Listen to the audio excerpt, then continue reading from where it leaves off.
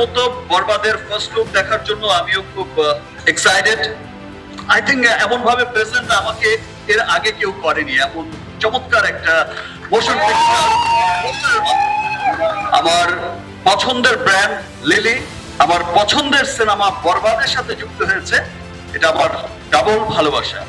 যেখানে যেখানে বরবাদ যাবে, প্রত্যেকটা দেশে প্রত্যেকটা জায়গায় ইনশাআল্লাহ সবাইকে ভালোবাসার জোয়ারে বরবাদ করে নতুন এক রেকর্ড করবে।